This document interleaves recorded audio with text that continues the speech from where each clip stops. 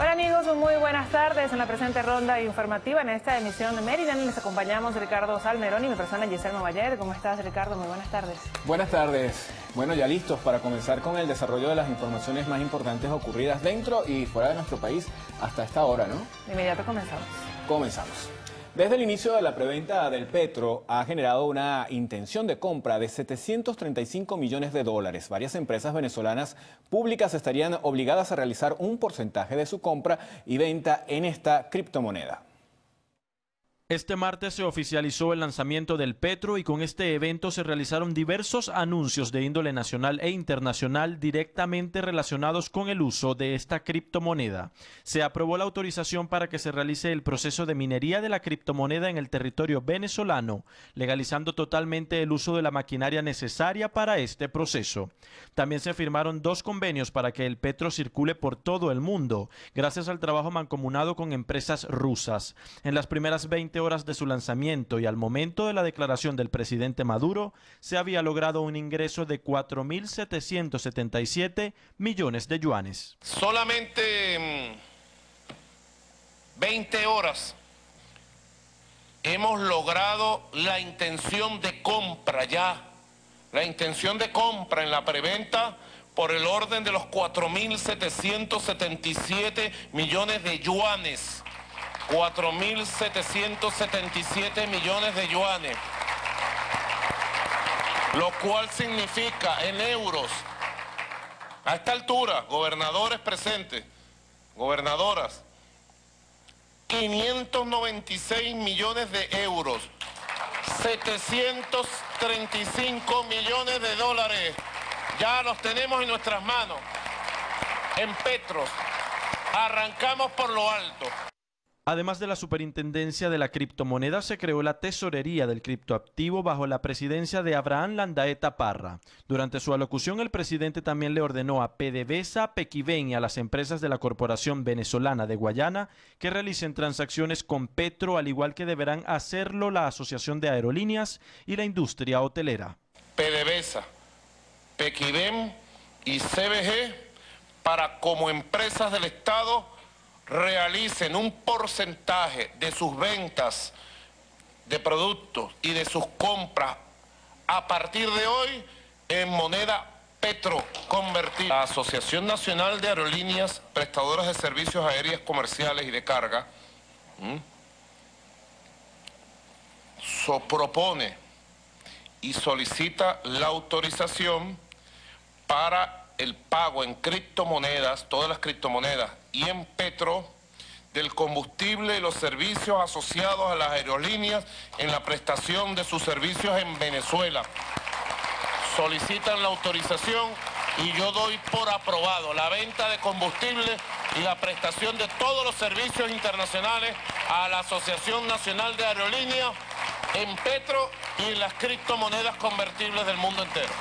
Y me hacen aquí una propuesta para que las cajas de ahorro sean autorizadas por ley, por decreto presidencial y por ley, para poder adquirir criptoactivos, criptomonedas, incluyendo el Petro, para desarrollar granjas de minería digital y proteger los ahorros de los trabajadores a través del Petro, de las granjas de minería, e incrementar los beneficios y los porcentajes que le toca a los trabajadores de acuerdo al sistema de cajas de ahorro. Ha aprobado la actividad de criptomonedas. Otro de los anuncios fue que el pago de los servicios consulares del país se realizarán con Petro. De ahora en adelante también se añadirá la modalidad de pago con Petro en todas las estaciones de servicio de combustible ubicadas en la frontera con Colombia. Las universidades del país también deberán integrarse a este nuevo sistema de criptomoneda, y es que se le ordenó al Ministerio de Educación que proceda a instalar las denominadas granjas de minado en todas las instituciones de educación superior. Francisco Marín, Televen. Bien, y a esta hora ya el fiscal general de la República, Tarek William Saab, se encuentra presentando su memoria y cuenta ante la Asamblea Nacional Constituyente. Escuchemos. Dicha con toda la alevosía y la premeditación para dar la orden de batalla de la violencia política que bañó de sangre este país entre los meses de abril y julio del año pasado, cuando, traicionando los principios de quienes conocemos las competencias del Ministerio Público, que lidera, entre otras cosas, la acción penal, garantiza la paz y los derechos humanos, dio esa orden para que a sangre y fuego en las calles venezolanos y venezolanas perdieran la vida en una cifra cercana a los 130, con un saldo de 1.800 heridos, puesto que no rindió cuenta para nada de una gestión fantasma llena de manchas, de lunares, en pro de la extorsión, de la corrupción, de la inacción, de castigar a las clases más desfavorecidas y vulnerables, porque convirtió el Ministerio Público en una máquina de imputar, de acusar a los pobres de este país. Y por supuesto sobreseer a los grandes capos de la droga, a los grandes jefes de la corrupción, sin ningún tipo de escrúpulo. Eso ocurrió hace aproximadamente un año. Hoy, a diferencia de aquel acto bufo e irrito, nosotros, quienes fuimos designados por la Asamblea Nacional Constituyente, electa por más de 8 millones de votos de nuestro pueblo, que salió a la calle a enfrentar esa violencia como antecedente primario, hoy, de una manera respetuosa, atendiendo el llamado del poder popular originario, estamos aquí, frente a ustedes y ante el país, para demostrar que sí se puede tener un Ministerio Público apegado a la Constitución y a la ley, y haciendo justicia y marcando un punto de quiebre en la historia judicial venezolana. Por ello debo dar de entrada las gracias a esta Asamblea Nacional Constituyente, porque logró en aquel agosto del año 2017 detener prácticamente una guerra civil en este país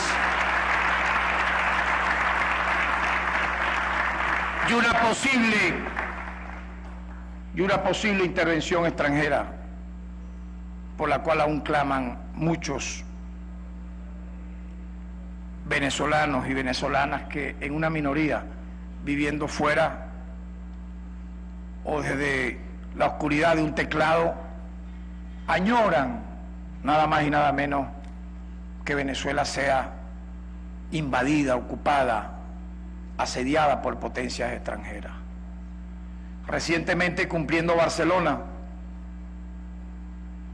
un nuevo aniversario de su fundación, hicimos una alerta temprana, y qué casualidad que de manera casi inmediata la canciller de Colombia, el jefe militar de Colombia y el propio presidente Juan Manuel Santos declararon, y eso ya nos coloca en un punto a favor de que sería una catástrofe una ocupación militar o una intervención extranjera hacia nuestro país. Muy bien, es el deber ser, pero en todo caso las instituciones democráticas venezolanas, el Estado venezolano, el pueblo de Venezuela, la sociedad pacífica y democrática de este país, la Fuerza Armada Nacional Bolivariana, sabrá siempre defender la soberanía nacional, la patria venezolana, de cualquier amenaza que a la patria de Bolívar se intente realizar.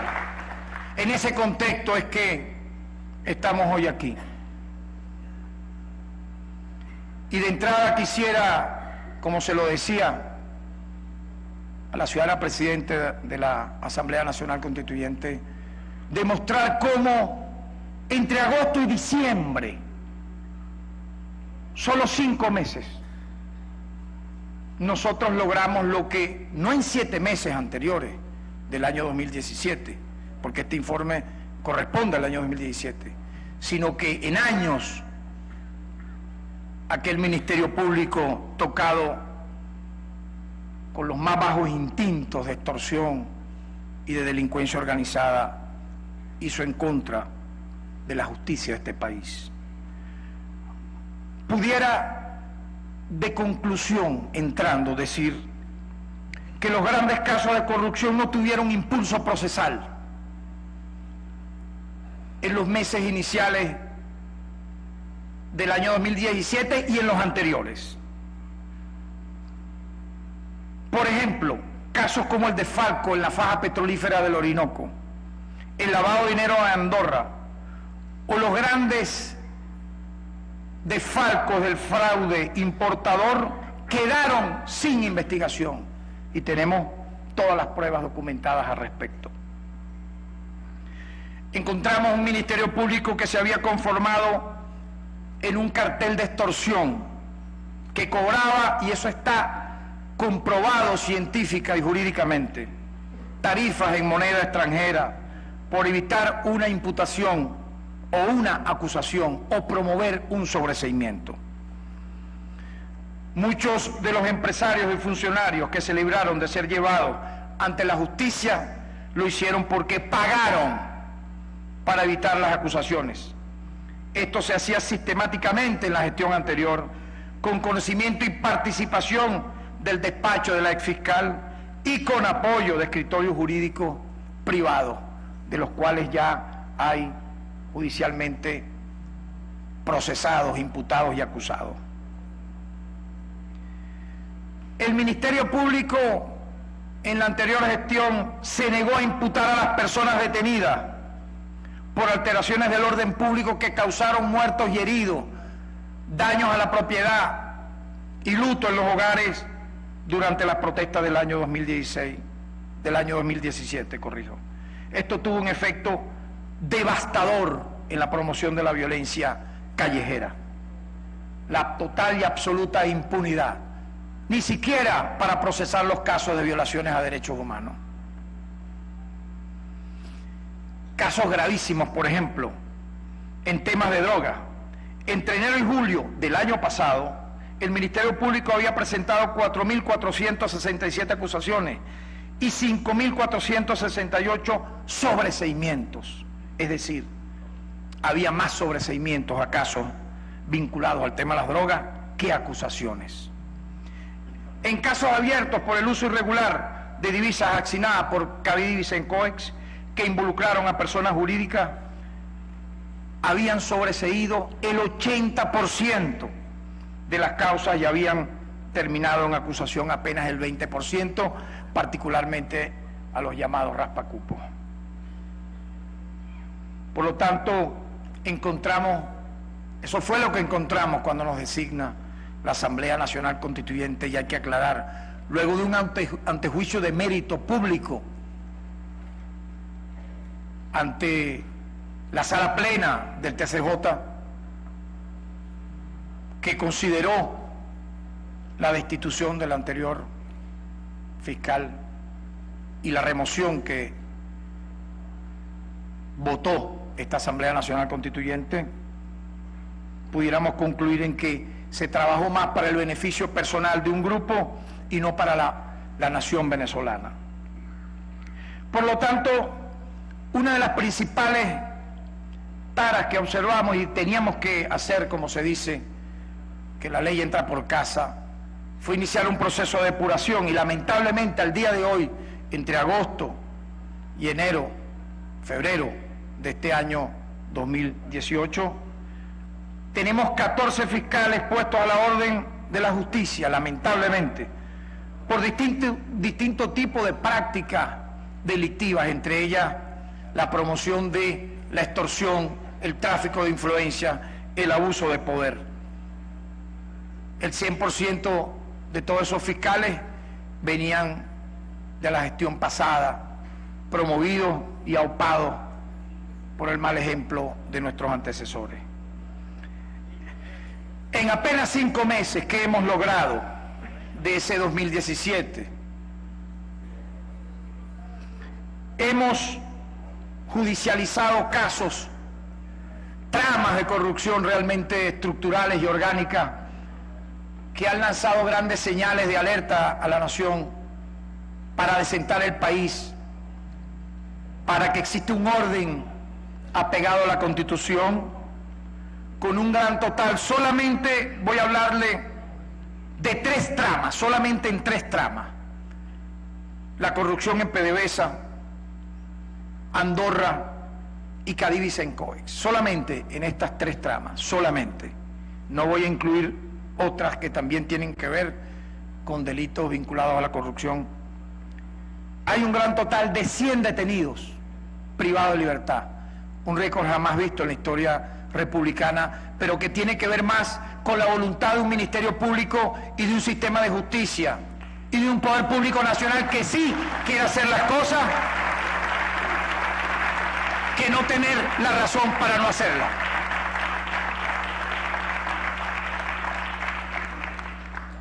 Y 62 órdenes de aprehensión.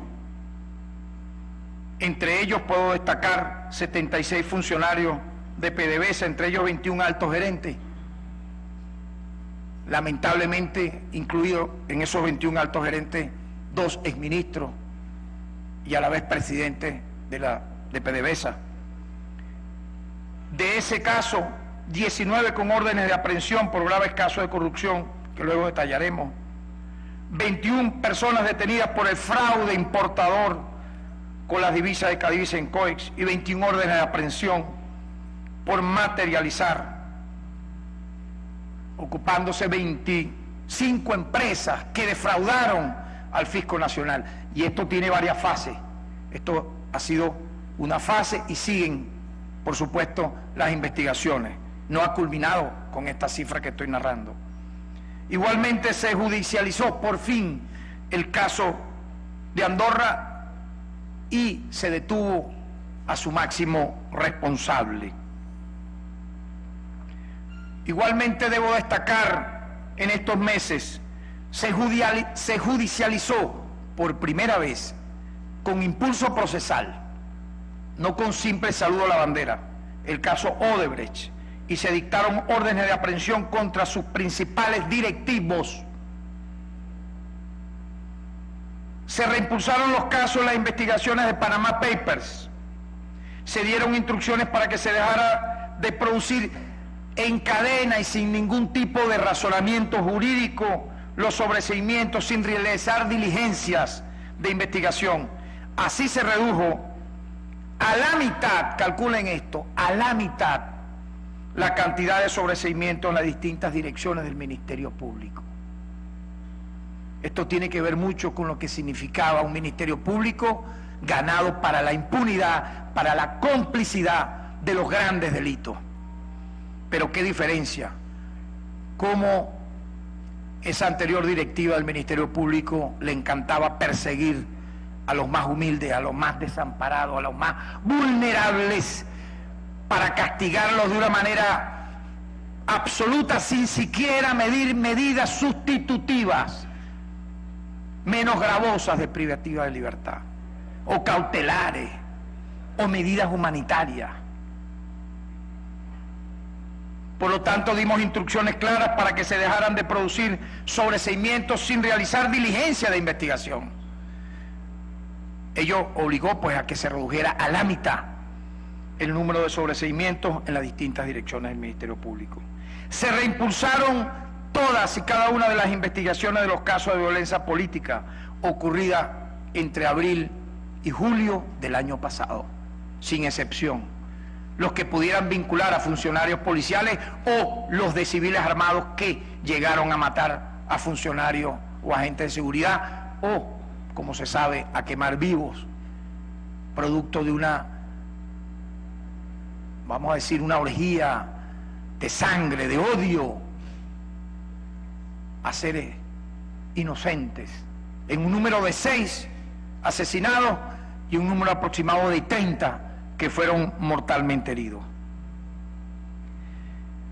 En los últimos 5 meses del año 2017, es decir, de agosto a diciembre del año 2017, aumentamos en un 128% las incautaciones de bienes por caso de corrupción con respecto a los primeros 7 meses del año. Esto nos proyecta lo que pudo haber ocurrido entonces en los años anteriores. Es muy importante el tema de la incautación de estos bienes producto del delito de la corrupción. Y aquí aprovecho la oportunidad para que de manera conjunta hagamos las respectivas propuestas consensuadas para que la ONDOF pase ya a un nivel superior. En el sentido que es ahora, por primera vez, cuando estamos logrando la incautación de bienes productos de la corrupción, y por ello entonces tenemos que, de manera seria y responsable, darle a esta oficina el nivel de Estado que se merece. Igualmente quiero destacar que entre agosto y diciembre se duplicó el promedio mensual de incautación de drogas con respecto a los 7 primeros meses del año.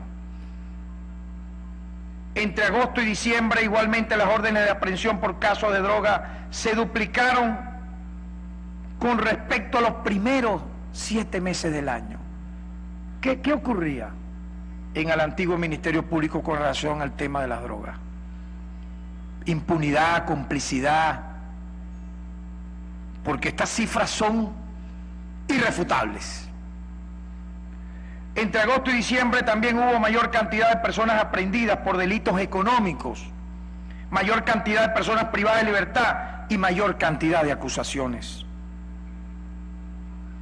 Pero obviamente el eje central que ha hecho un antes y un ahora en lo que es el Ministerio Público ha sido la gesta, la lucha anticorrupción, que debo decir en gallardía y generosidad ha contado con el pleno e incondicional apoyo del jefe de Estado, presidente Nicolás Maduro, que ha contado con el máximo apoyo de la Asamblea Nacional Constituyente, de todos sus miembros, de su presidenta, de su directiva,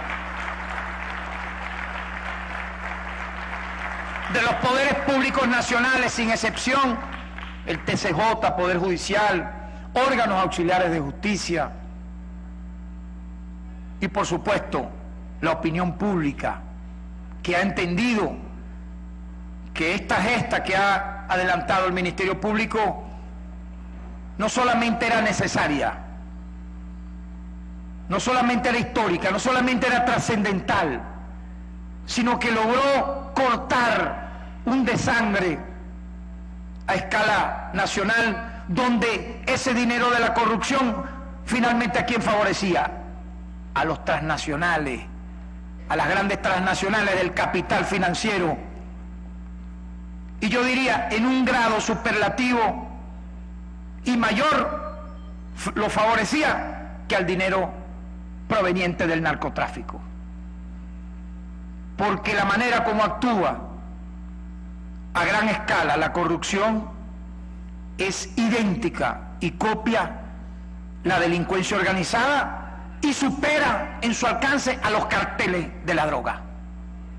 Calculen entonces la hazaña que estamos realizando con el apoyo de todos ustedes, y quiero agradecerlo nuevamente, porque sin el apoyo de toda la población venezolana sería imposible haber logrado esto en apenas 5 meses. Porque vean los daños. Voy a dar una cifra sumamente prudente y cauta. Solo sumando 3 tramas de corrupción en lo que hemos judicializado en 5 meses. Eso habla de los casos de PDVSA, Andorra y Cadivi Sencoex. Repito, esto es una cifra sumamente cauta y prudente. Pudiéramos calcular que estas tramas que he mencionado le han causado un daño patrimonial al país superior a los 15.000 millones de dólares. Y aquí no estoy contando, no estoy incluyendo los contratos con sobreprecios, la gran mayoría de ellos sin ejecutar, que se otorgaron a dedo en la faja petrolífera del Orinoco entre los años 2011 a 2017 o 2011 a 2016. Recordemos que fueron 42.000 contratos en moneda extranjera, no equivalente a bolívares, luego transformado en moneda extranjera, no, eran que se otorgaban en moneda extranjera, porque era la vía de la procura. Si eran 42.000 contratos, y solamente de esos 42.000 contratos, nosotros auditamos, hicimos pesquisa y auditamos a 10, y en esos 10 vimos que había un sobreprecio de 250 millones de dólares, calculemos entonces la proyección, si vamos, como en efecto vamos a hacer, seguir auditando, hasta el final, con las últimas consecuencias, los demás miles de contratos. Que den la cara ante el país y no digan ninguno de ellos que son perseguidos políticos. Aquí no hay perseguidos políticos de la corrupción, son vulgarmente ladrones, ampones, que no se llamen disidentes, que no se llamen revolucionarios ninguno, porque propiciaron el desfalco de este país con mayor impunidad. Vergüenza deben dar de siquiera nombrar el nombre del presidente Hugo Chávez. Le queda muy grande a quienes lo hacen para encubrir esto que aquí estoy denunciando, con pruebas, con experticia suficientes, actuando a derecho, sin hacer montaje de ningún tipo y siendo justos a la hora de ser justos con las medidas que hay que dar, llámese privativa, llámese cautelar o medida sustitutiva menos gravosa de privativa de libertad. Resulta insólito, mis queridos compatriotas, que luego de descubrir todo esto haya gente que antes levantaba las banderas de la corrupción, pero ¿desde dónde? De la lucha anticorrupción, levantaba esa bandera, pero ¿para qué? Para extorsionar a esos corruptos. Incluso a muchos de ellos hasta le inventaron tramas, los persiguieron para extorsionarlos.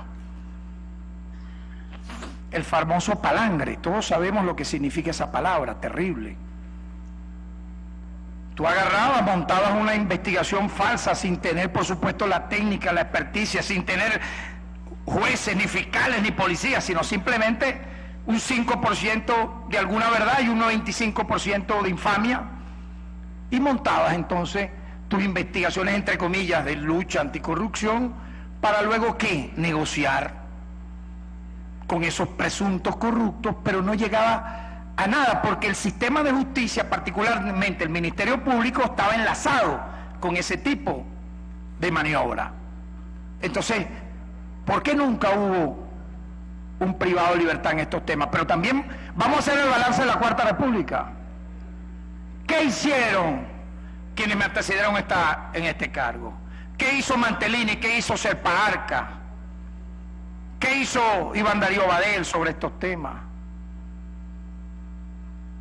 ¿Qué hizo Naranjo Osti? Los grandes ilustres que nombraba la Cuarta República en estos cargos. Es que no hubo delitos. Los desfalcos a los bancos, recordemos nada más y nada menos las grandes corridas bancarias donde quedaron a la intemperie todo nuestro pueblo, amas de casa, mujeres embarazadas, padres de familia que se suicidaron. Y entonces el Estado venía, le daba el dinero para que los ahorristas se les devolviera ese dinero defalcado. ¿Y qué hacían los banqueros? Se lo volvían a robar. ¿Y qué hacía el Estado frente a ellos? Los aclamaba, los aplaudía. ¿Dónde estuvo judicializado esos casos? Díganme. Todo lo contrario. Terminaran siendo perseguidos los ahorristas. No, agarren a aquel ahorrista que hizo cualquier falta y terminaba preso hasta el ahorrista. ¿Qué pasó con las empresas básicas? Esos graves delitos que se dieron en la Cuarta República. Los grandes casos terribles de corrupción de la llamada chatarra militar. ¿A quién judicializaron? Si vamos a hablar con pruebas. Había, desde el más alto nivel de los presidentes de la República hasta el más modesto, complicidad. ¿Qué pasó con la venta de Viasa? ¿Hubo algún responsable judicializado? No. ¿Qué pasó con el caso de Recadi? Aquí con el Caribe Sencoe ya hemos judicializado a más de 40. En el de Recadi hubo el chino de Recadi. La diferencia es que ahora hay una voluntad institucional y política de un ministerio público, de la jefatura del Estado venezolano en pleno, para que las cosas cambien. Esa es la gran diferencia.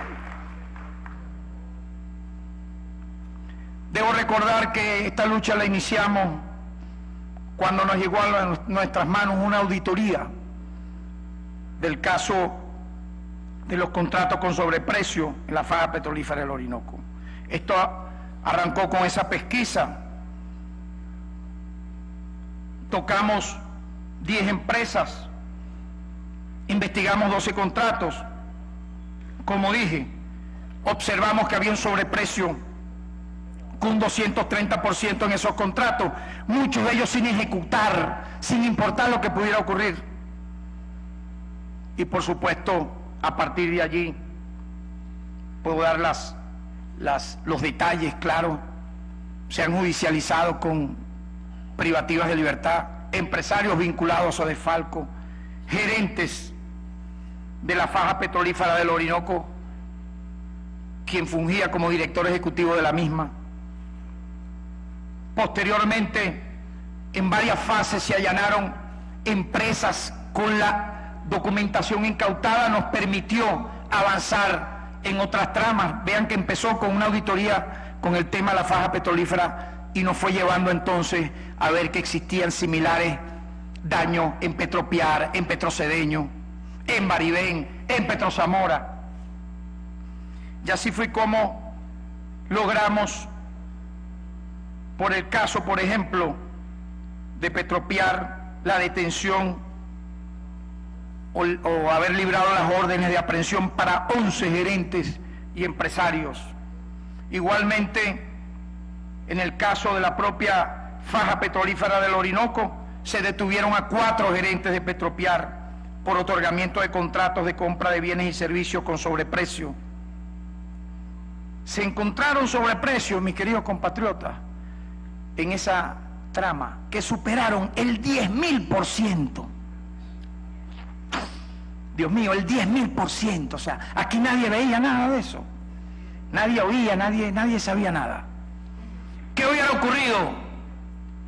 Ciudadana Presidenta de la Asamblea Nacional Constituyente, si ustedes no toman la decisión soberana de hacer un corte de lo que era el anterior Ministerio Público, designar a este humilde servidor en este cargo con este tema, ¿qué hubiera seguido pasando? Hagamos esa reflexión. En medio de una situación económica apremiante, en medio de un asedio de potencias extranjeras persiguiendo a Venezuela, bloqueando cuentas, haciendo un bloqueo económico tan brutal como el que vivió Cuba y vive Cuba durante décadas, con la amenaza a cada rato, porque se dice eso como si fuera un juego, de intervenir militarmente este país. ¿Qué hubiese ocurrido si en medio de todo esto, que el pueblo de Venezuela ha enfrentado con dignidad y hay una conciencia nacional más allá de la ideología y las diferencias políticas, de enfrentar eso de manera soberana?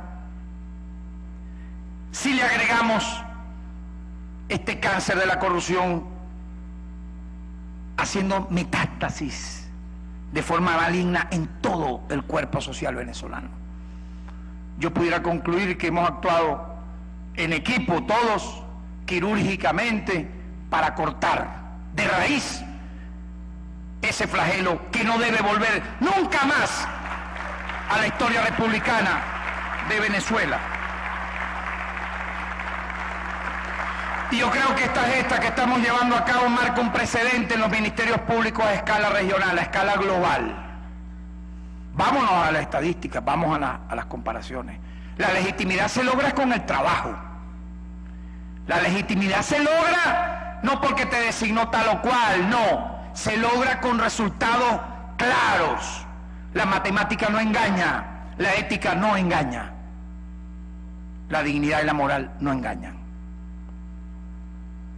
Y aquí en este equipo hay mucha moral, mucha dignidad, mucha entereza para sacar a Venezuela adelante. Quiero recordar igualmente, dentro de estas tramas terribles, la de Petrozamora. Se detuvieron a 8 altos gerentes de PDVSA por una serie de irregularidades denunciadas en la empresa mixta, entre las que se encontraban, vean ustedes, incumplimiento de acuerdos, acciones de sabotaje, disminución sin explicación del suministro de gas, aumento de medidas... Bueno, ahí teníamos declaraciones entonces del fiscal general de la República, Tarek William Saab, haciendo la presentación ante la Asamblea Nacional Constituyente del balance de su gestión durante el año 2017. 5 meses que estuvo durante el año 2017, así que bueno, estaremos haciéndole seguimiento a esta memoria y cuenta ante la Asamblea Nacional Constituyente para ampliárselos en nuestra emisión estelar. Mientras tanto, continuamos con más información y es que hoy vence el plazo para la presentación ante el Consejo Nacional Electoral de las personas postuladas por las organizaciones con fines políticos de cara a las elecciones presidenciales del 22 de abril, así lo informó la rectora principal del ente comicial, Tania de Amelio. Asimismo, a través de Twitter, la representante del organismo precisó que este 21 de febrero caduca el lapso para que los interesados en postularse por iniciativa propia a esta cita electoral presenten las manifestaciones de voluntad que le respaldan. Las mismas deben equivaler a 5% de los inscritos en el registro electoral. Seguimos. El gobierno colombiano iniciará la próxima semana un nuevo registro de inmigrantes venezolanos como parte de un conjunto de medidas tomadas por esa nación para controlar la masiva llegada de connacionales a ese país. Así lo informó la ministra de Asuntos Exteriores neogranadina, María Ángela Holguín, quien además precisó que esta actividad contará con el apoyo conjunto de la Procuraduría y la Defensoría. Por otra parte, la diplomática afirmó que contará con un software para que los venezolanos que estén en ese país faciliten su información y puedan acceder a ciertos derechos. Esto tras una reunión con su homólogo italiano Angelino Alfano. Y el experto independiente de la Organización de Naciones Unidas, Alfred de Zayas, afirmó que Venezuela no sufre una crisis humanitaria. El diplomático encargado de la promoción de un orden internacional democrático y equitativo señaló que ha comparado las estadísticas de nuestro país con respecto a las de otras naciones y no considera que se viva una crisis. Sin embargo, aceptó que hay escasez y desabastecimiento. De Zayas se encuentra en Venezuela desde el pasado mes de noviembre y ha sostenido reuniones con funcionarios gubernamentales y víctimas de la violencia con el fin de conocer la situación política, económica y social del país. El gobierno estadounidense rechazó la oferta del presidente venezolano Nicolás Maduro de iniciar un diálogo con su homólogo Donald Trump y reiteró que solo aceptará la reunión cuando en Venezuela se restaure la democracia.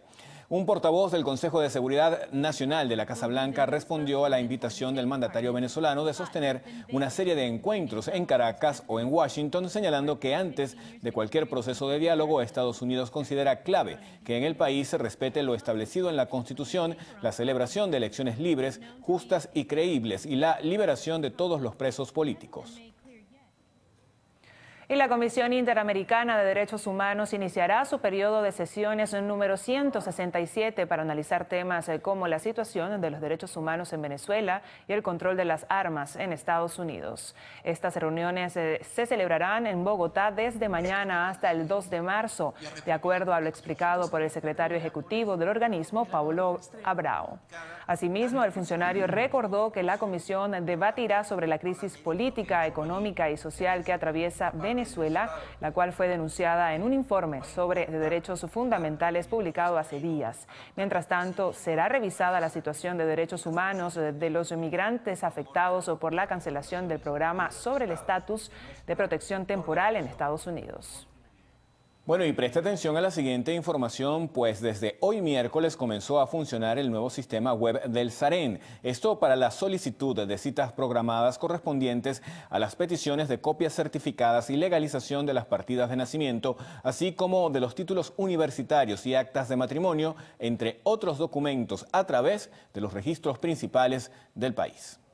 El director del SAREN, Nelson García, dio a conocer que dicho sistema funcionará este miércoles desde las 8 de la mañana para otorgar citas en los registros principales del Distrito Capital, para luego extenderlo la próxima semana a los ubicados en los estados Miranda y Zulia y después a los de las demás regiones del país. Explicó García que la manera de ingresar al sistema de citas programadas es la siguiente: acceder al portal web https://citas.saren.gov.be, hacer un registro con el correo electrónico, confirmarlo con un código de seguridad que el sistema enviará, ingresar e iniciar sesión. Llenar el formulario correspondiente para el trámite. Están permitidos 6 trámites por cita. Escoger la fecha y la oficina e imprimir la cita para luego acudir el día asignado a realizar el trámite. Mantenemos los mismos números de trámites, solo que nos va a permitir a nosotros distribuir mejor el flujo de personas de acuerdo al horario que nosotros establecemos. Vemos a veces las oficinas colapsadas en las madrugadas y las oficinas después de las 9 están completamente solas. Ahora con este sistema la persona tendrá una hora de atención y es lo que se quiere. El directivo del SAREN manifestó que este sistema en línea permitirá contrarrestar la presencia de gestores en las oficinas de los registros principales y destacó que desde el próximo lunes en los registros principales del Distrito Capital solo serán atendidas personas con citas. Con este método, fíjate que pudimos observar aquí en el registro principal. En el registro principal, las primeras 20 personas, 30 personas que se encontraban en la cola eran gestores, eran personas que se dedicaban a llegar en la madrugada para luego vender el cupo a las personas que necesitaban hacer un trámite. Ya con este sistema eso queda en el pasado. Asimismo, el director del SAREN explicó que en el caso de que usted pide una cita y no pueda acudir a ella, esta no será reprogramada, por lo tanto deberá comenzar a hacer la solicitud desde el principio. Cristal Chopite, Televen.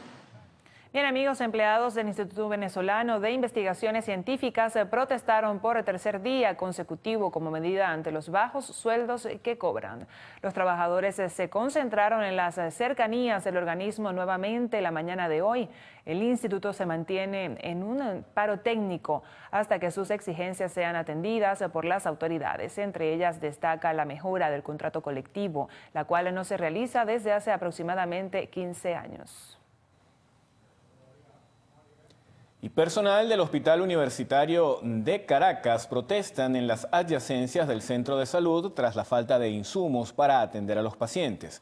Los trabajadores de la institución se encuentran exigiendo la dotación de medicinas y utensilios para socorrer las emergencias con la que llegan algunos ciudadanos, así como la atención de quienes se encuentran hospitalizados. Además, piden el pago de beneficios como trabajadores.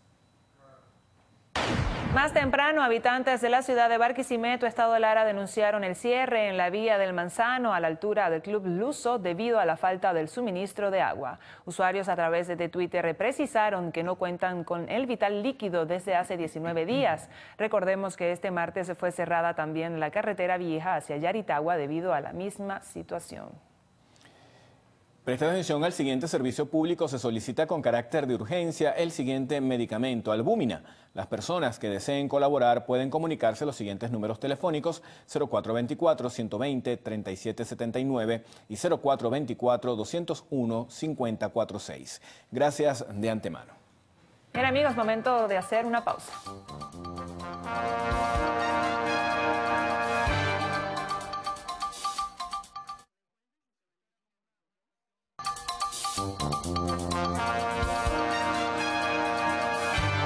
Bueno, hoy en nuestro personaje de la semana tenemos al maestro Juan Vicente Torrealba, músico ícono de nuestra música llanera y que además recientemente celebró sus 101 años de vida.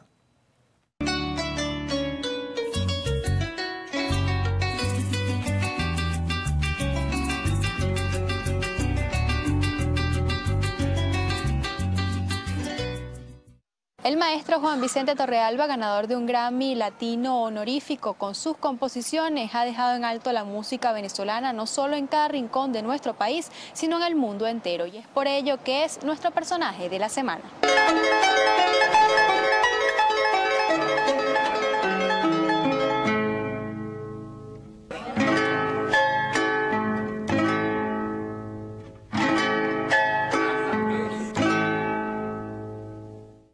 El maestro Juan Vicente Torrealba Pérez, músico y compositor, así como el arpista de mayor renombre del país, nació el 20 de febrero de 1917 en Caracas, pero se crió en Camaguán, estado Guárico. De allí surgió su inquietud y el amor por la música. Este martes cumplió 101 años y por ello realizó una visita especial al canal. Bueno, no vaya a creer que estando tantos años como tengo yo, no son muy buenos, que digamos, porque se van perdiendo muchas cosas. Más de 101 años. Pero en fin, hoy estoy encantado de la vida porque me han hecho un recibimiento en Televen como si fuera una gran cosota. No, gracias a todos ustedes y a Televen.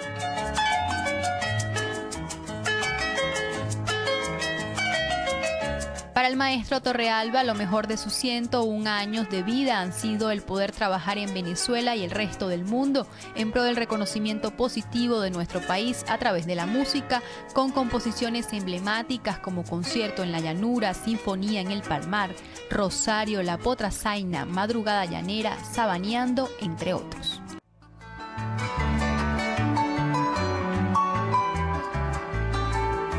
Lo mejor.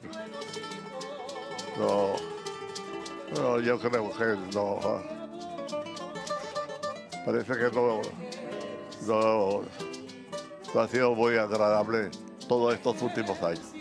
Hoy otros años anteriores, hace muchos años atrás, que eran superiores. Pero yo me lo mantenía viajando por muchas partes del mundo, llevando la música venezolana, especialmente la llanera, para que fuera conocida en varias partes del mundo.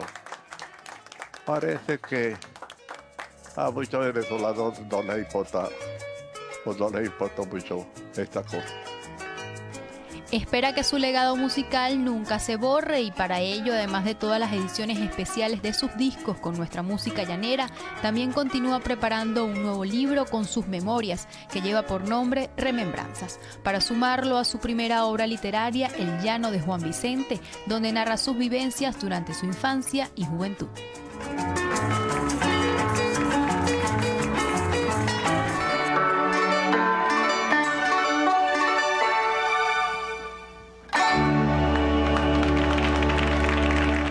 El maestro Juan Vicente Torrealba también cumplió su tan anhelado sueño, que era llevar la música venezolana al estilo sinfónico, elevando así su nivel en todo el mundo y su alcance. Trabajamos en este personaje de la semana, en la cámara Wilden John Azuaje y Eric Segovia, en la asistencia Nelson Bermúdez y José Burgos, y Cristal Chopite, Televen.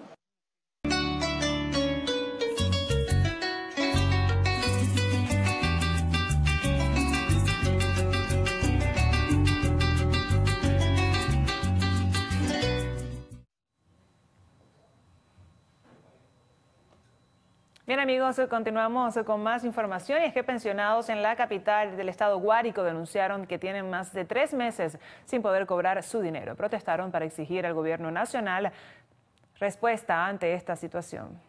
Los adultos mayores indicaron que las entidades bancarias aseguran que no cuentan con el efectivo suficiente para cubrir con el pago correspondiente. Nosotros somos unos ancianos, tenemos 2 días que no comemos aquí en la puerta del banco. Nosotros no somos muchachos, nosotros no vamos a agarrar sorreles que para sinvergüenza, nosotros vamos a agarrar sorreles aunque sea para comprar yuca y frijol. Denunciaron que no pueden hacer uso de las tarjetas de débito, debido a que en los bancos solo les hacen entrega de libretas, alegando que no hay material para el plástico. ¿Para qué cargamos una libreta si con esta libreta no podemos hacer nada? Si esto no nos va de ninguna parte, solamente el banco. Entonces, ¿qué estamos haciendo? No estamos haciendo nada. Algunos manifestaron que deben permanecer largas horas haciendo colas y en algunos casos duermen a las afueras de las entidades bancarias, exponiéndose a ser víctimas del AMPA. Nosotros también nos venimos por ahí arriesgando, nos robaron los pasajes, todos los ladrones, nos arriesgamos a buscar el efectivo, porque si no compramos el efectivo por punto nos cobran el doble, para comer nos cuesta, porque esto que nos alcanza por punto, que nos paguen nuestro dinero, que el presidente y el gobernador tengan misericordia, porque nosotros somos mayores y necesitamos comprar medicina y comida. Finalmente, los adultos mayores exigieron al gobierno nacional la aprobación de Cesta Ticket para la compra de medicinas. Desde el estado Guárico, Jorge González, Televen. Seguimos en el estado Aragua. Culminó la inscripción del registro electoral que contó con la participación de jóvenes que desean ejercer su derecho al voto, esto de cara a los próximos comicios presidenciales.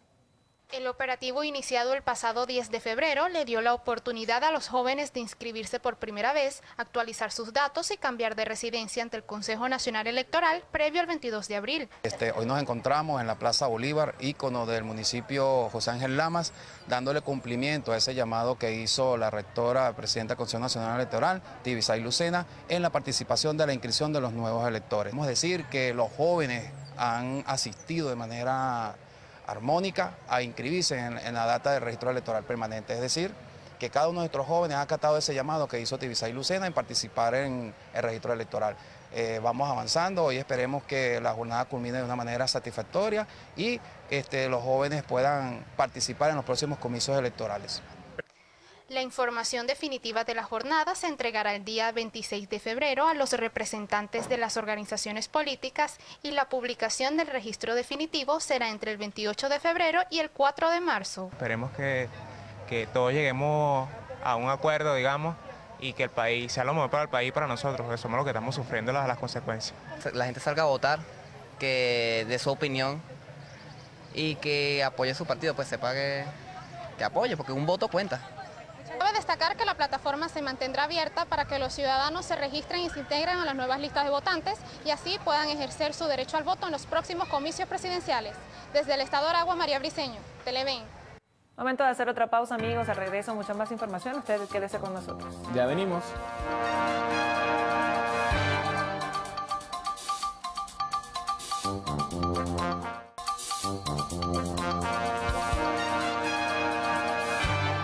La Policía Municipal de Caracas desarticuló una banda delictiva denominada Los Terremotos, quienes pretendían detonar 2 artefactos explosivos dentro de las instalaciones del metro, específicamente en la estación Colegio de Ingeniero.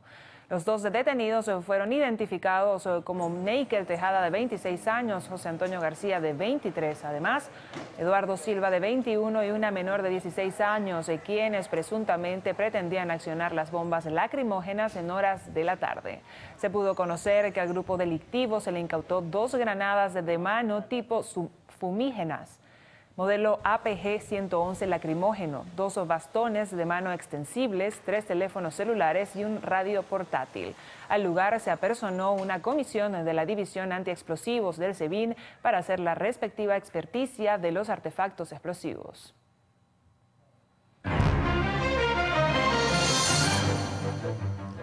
Comenzamos en Perú. 36 personas murieron en la ciudad de Arequipa luego que un autobús perteneciente a la empresa Rey Latino se volcara y cayera a un abismo en horas de la madrugada. La policía local informó que la lista de personas registradas en el autobús no coincide con el número de heridos. Se presume que dentro de la unidad habían más pasajeros sin registrar.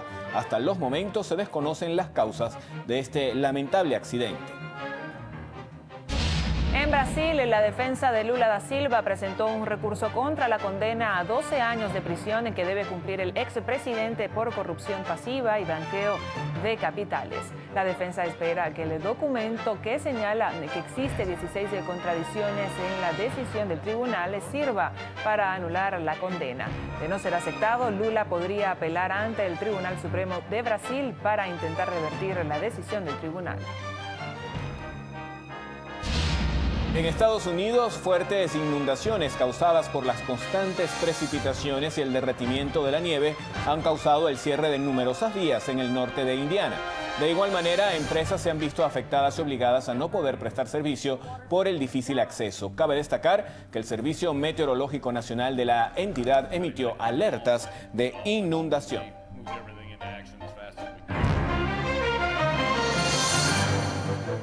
Llegamos al final de esta emisión de Meridiana. Muchas gracias por acompañarnos. Feliz tarde.